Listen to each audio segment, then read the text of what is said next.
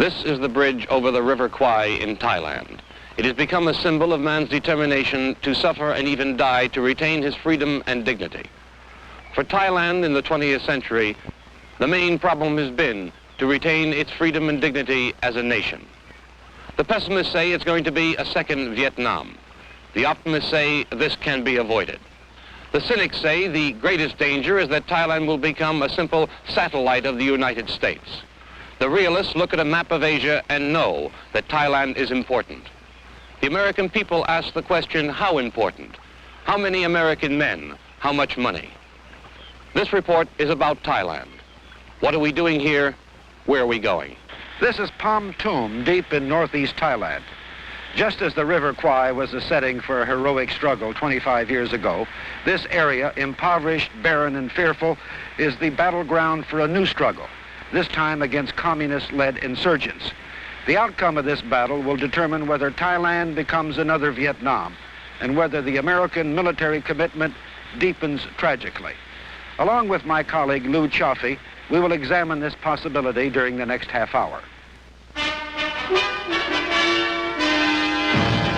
ABC Scope, the wide world of people and events. This week, the Vietnam War, Part 72, Thailand, Counterattack. ABC News correspondent John Scally will return with that story after this message in just 1 minute. Thailand has often been called two cities. One, the remote hinterland, and two, the bustling, brassy capital of Bangkok. And the city itself is actually two cities. Bangkok, the modern, combines the virtues and vices of any of the chief cities of the world and is called the new crossroads of the Orient. It is riding the crest of an unprecedented economic boom. A visiting World Bank mission surveyed Thailand's economy recently and was flabbergasted to learn that it's expanding at a rate of 10% a year, almost twice that of even the most prosperous Western countries. Plush air-conditioned hotels abound, and new shoebox-style office buildings dominate the skyline in a helter-skelter transformation of what was once a sedate oriental port.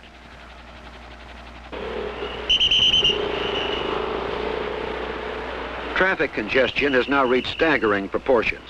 The pedicabs of old are gone, and in their places there's a contest for highway supremacy by Japanese taxis, U.S. Army vehicles, smoke-belching buses, and noisy motor tricycles. The unceasing flood of tourists, plus the influx of American military and civilian personnel, account for much of the confusion, but much, too, is the inevitable consequence of progress. In the old days, a languid had settled over the city once dark. Now, Bangkok swings at night. Thousands of colored neon signs proclaim the city's bars, bathhouses, massage parlors, and dozens of luxurious nightclubs, each with its pretty Thai hostesses. These spots are the favorite. You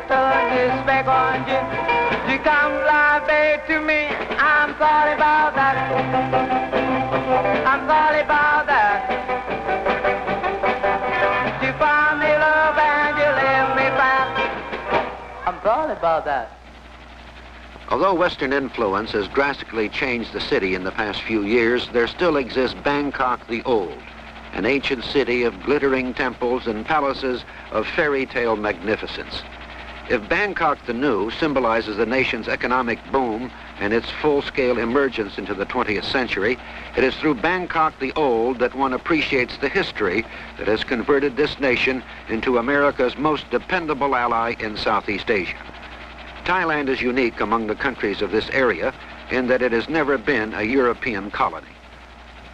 Consequently, it has no anti-colonial complex handicapping its attitude toward the West because it's always been fiercely independent. If Thailand's traditional independence is one leg of its tripod of stability, a second leg is certainly the popularity of the king, a direct descendant of the Chakri dynasty, which has reigned since 1782. The present king, Bhumibol, who reigns with his beautiful queen Sirikit, is clearly a strong and unifying national symbol.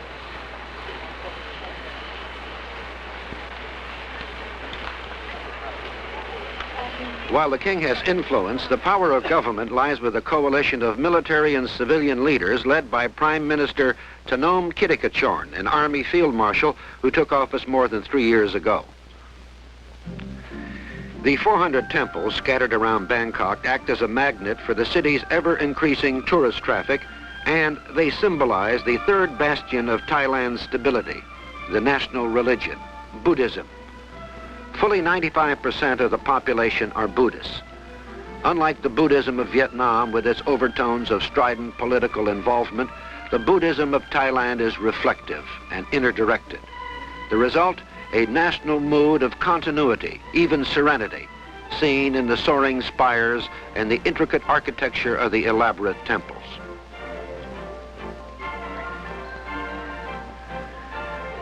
Bangkok was once called the Venice of the East because of the maze of klongs, or canals, which intersected the city and extended into the countryside. A big number now have been filled to make roads, but many of those remaining are jammed with boats of every size and description. A must on every tourist agenda is a visit to watch the early morning market boats on their way to Bangkok. Unlike much of Asia, Thailand is not overcrowded and could probably support 2 or 3 times the present population of 32 million. Combine this with a favorable climate and the fact that nearly 85% of the farmers own their own land, and it is not surprising that Thailand is rich by Asian standards and richer still in potential. A varied array of silks, foods, and spices can be purchased at the picturesque floating markets.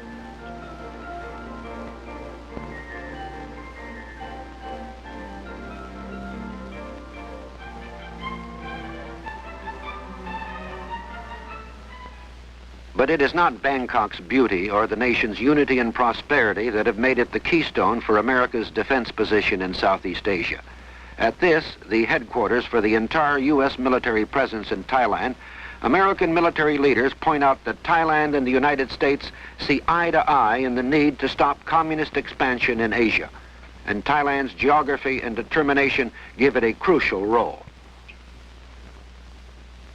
Most of the some 40,000 U.S. servicemen in Thailand are stationed at 7 air bases stretching from just outside Bangkok to an advanced outpost only 18 minutes flying time from North Vietnam. Under a unique partnership, all air bases remain Thai property. A Thai officer commands each one, even though the activity is largely American. However, the Thai Air Force not only maintains its own planes at each base, but has the task of providing ground and air security for the huge installations.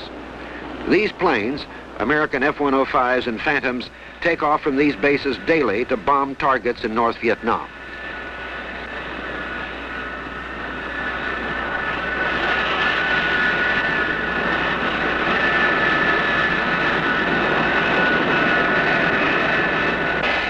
Although these U.S. planes are aimed at the enemy outside Thailand, both Washington and Bangkok are also watching a communist presence inside Thailand, festering in the 15 provinces of the Northeast.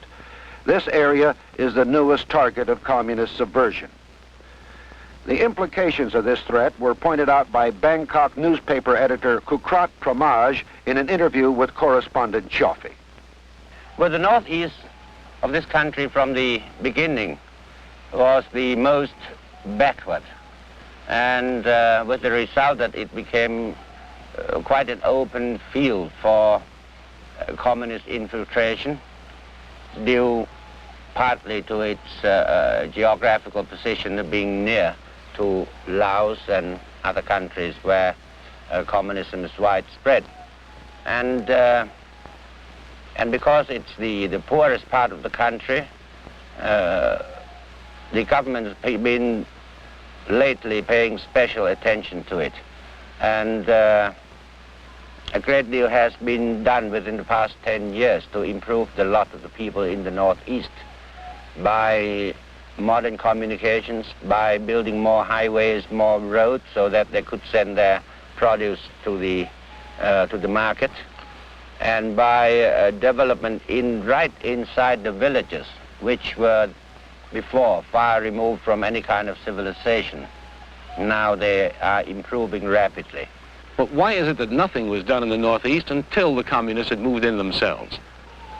Now, if you ask me questions like that, I should begin to lose my good manners. I have always been angry with that sort of thing myself. Why, indeed, the northeast of this country were left unattended, and no one seemed to be concerned about it for very long years. And all of a sudden, there's this communist infiltration, news that communists are telling the people that things are not good enough. And then we take the leadership from the communists themselves and start to make improvements. I don't think it's reasonable. Do you think that the menace is exaggerated? It's been said that it is exaggerated. There are not that many communists, and the threat is not that great in the Northeast. I wish I could say that. That would be. That would make me happy to say that, but I'm afraid I can't. I would know that it is not true. The communist threat in the Northeast is very serious. In the beginning, they were not all that serious, but now they seem to have accelerated their activities, and the crimes committed by the communists in the Northeast are becoming more serious, more frightening in a way. They have taken up real terrorism. They have murdered government officials. They have killed off village headmen or school teachers who don't join them, who don't belong to their sides, and whom they thought might be informers.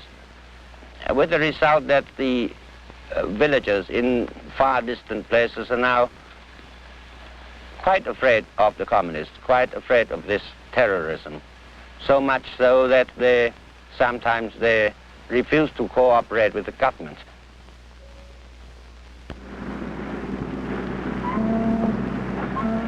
This is Bangkok Harbor, one of the busiest ports in Asia. It was the normal gateway for the modern equipment which poured into Thailand to transform its economic and military strength. But because of the needs of the Vietnam War, it's now too small for the international traffic which seeks to unload and pick up cargoes here. To keep this harbor from becoming a supply bottleneck such as Saigon, some 18 months ago, the U.S. Army engineers and civilian contractors began building an entirely new deep-water port directly on the Gulf of Siam, some 100 miles away, at a place called Satahip.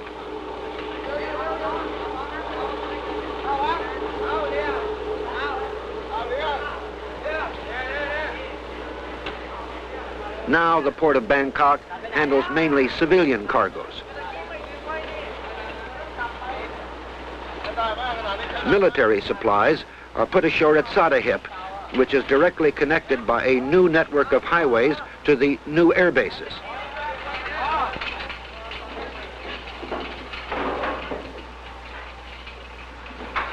The main artery, financed and built jointly by the United States and Thailand, is called Friendship Highway. And it's far more than just a showpiece because it reaches 600 kilometers deep into the interior, all the way to the border of Laos. American helicopters manned by Thai pilots are the eyes and ears of some 30,000 Thai Army troops and police units who have the job of rooting out communist terrorists in the Northeast. As you fly over the dusty, frequently barren landscape, you can understand why the average annual income of the some 10 million people in this area is average $60 a year compared to $125 elsewhere.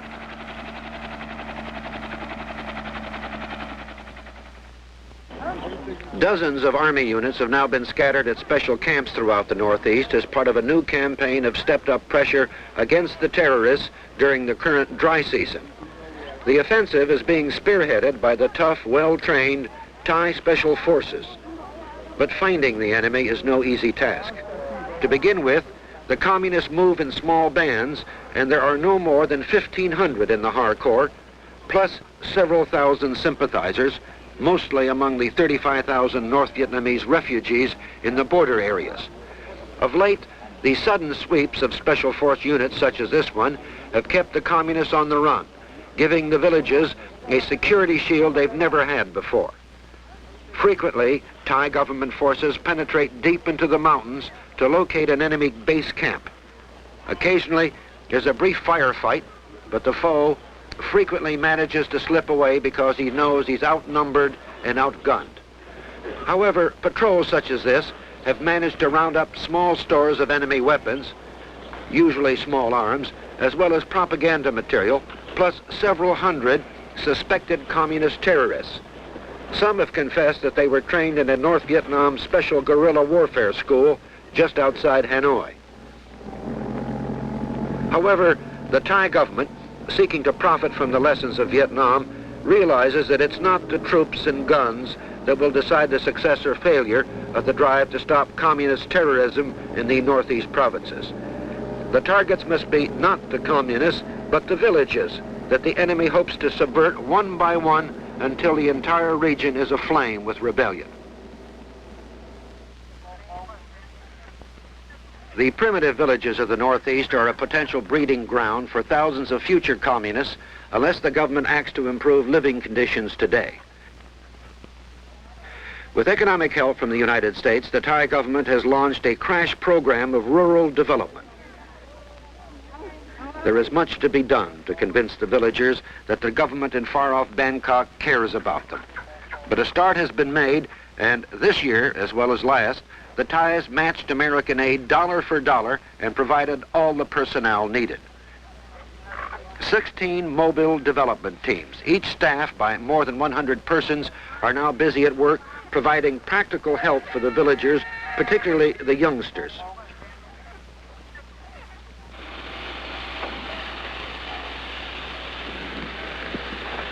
While other government teams dig wells to irrigate the land and improve the crops, the young are being given quick courses as auto mechanics, for example, so that they will not have to rely on the arid land as their fathers and grandfathers before them.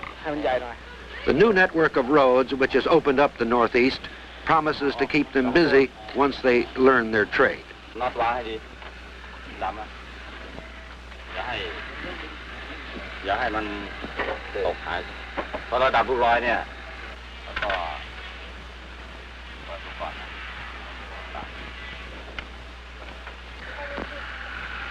There's also a coordinated campaign to increase the output of handicraft and other homemade articles which can be sold at a profit not only to the tourists but to markets overseas where Thai goods are becoming increasingly popular. Even embroidery is being taught by government instructors to the very young in the Northeast, another example of how it's possible to tap the patience and talent of those who want to learn an ancient art which can flourish again at a profit in the 20th century.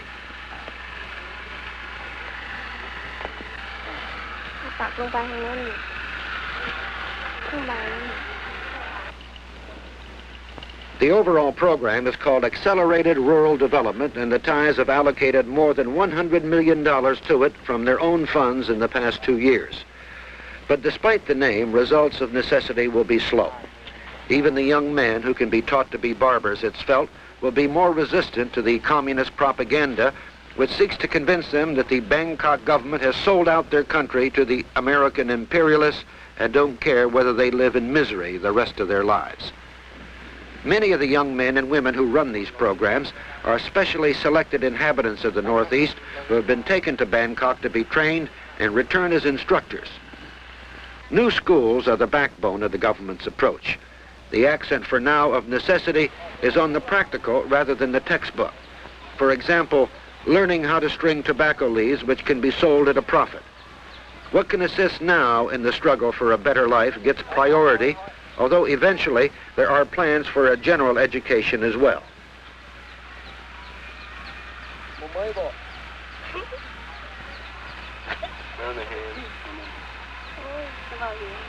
Some women are now being taught how to weave cloth. Thailand is the home of the brightly colored silk cloth, which is a favorite purchase of American tourists. And some of this now, and hopefully far more later, is turned out in small workshops in the Northeast. There is a long way to go, but in Thailand, progress is measured in small steps. Before we left Thailand, correspondent Chaffee and I discussed the future with Foreign Minister Tanat Kuman in Bangkok. Mr. Foreign Minister, you're sending troops to Vietnam, and yet you're having insurrection problems of your own in the Northeast. Why? Well, we feel that we should share the responsibility in the struggle in Vietnam too. And perhaps it is because we feel, or we reach the conclusion, that the sooner the conflict in Vietnam is brought to an end, the better will be the situation in the northeast of Thailand. I mean by that if the war in South Vietnam could be ended soon, the communists would not have the facilities of indulging in subversive activities and insurgency attempts against northeast Thailand. I feel that the two situations have a close relationship, and we better go to the root of the problem rather than remain in the periphery of the problem. Well, do you feel that Thailand is going to be another Vietnam? It cannot be another Vietnam. As a matter of fact, if we are fighting the war in Vietnam, if we are joining with our friends and allies in fighting the war in Vietnam, it is with the hope that there will be no second Vietnam, no third Vietnam. As a matter of fact, no other Vietnam, meaning no more aggression in this part of the world. I think the military protection of the United States has brought peace and stability to Europe. Would you deny the same benefits to Asia? I hope the answer will be positive and not negative, because in the present world there are only two military umbrellas, the Soviet one and the American one. There are no other military umbrellas elsewhere. Therefore, since American military umbrella has brought peace and prosperity to Europe, I hope that it can extend the same benefits to Asia, for which you, the generous American nation, will earn gratitude from millions of people in this part of the world. John Scally will have a final word on Thailand counterattack after this message in just 1 minute. We began this report in northeast Thailand, and we close here in one of the villages in the same area. It's impossible to answer with accuracy and certainty the question, will Thailand become another Vietnam? But speaking as one reporter, I don't think so. I am more impressed by the differences than with the similarities between Thailand and Vietnam. In Thailand, the king acts as a powerful unifying force. 85% of the peasants own their own land, and over 90% of the people are Buddhists, and the monks stay out of politics. It's true that there has been an American military buildup of sorts, some 40,000 now, but 9,000 of these are engineering and construction troops that are building roads, highways, installations, and even a deep port. The others are American Air Force personnel who are located at 7 American bases flying missions against North Vietnam. In the critical Northeast, there are no American troops in action. Thais have even taken over as helicopter pilots, ferrying in Thai troops into military action in this area. Even more important, any objective visitor would have to conclude that the Thais are making encouraging progress in satisfying the yearnings of the villagers for a better way of life. Progress which comes at the point of a gun is always uneven, sometimes an illusion. But the progress that is visible here, I believe, is a sign that the Thais are on their way to solving their problem without the need for direct American military help. This is John Scally, ABC, in Pon Tum, Thailand. This has been ABC Scope, the Vietnam War, Part 72, Thailand, Counterattack.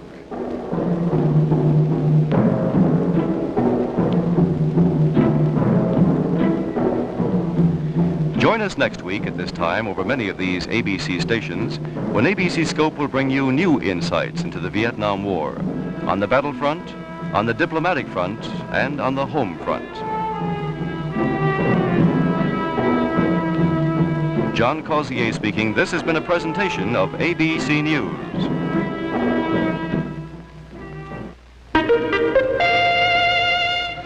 Step right up as ABC presents Carousel, starring Robert Goulet, Pernell Roberts, Marlon Mason, and introducing Mary Grover. See Carousel tomorrow night on ABC.